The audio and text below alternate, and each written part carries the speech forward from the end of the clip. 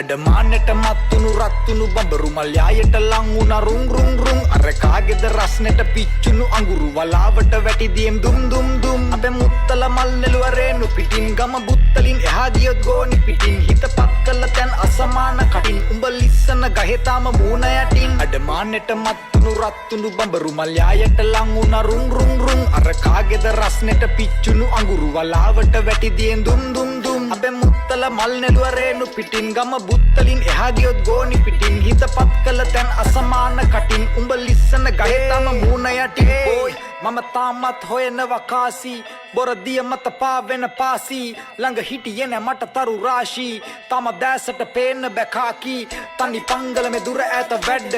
මට වෙලවක් නෑ දාගන්න වද්ද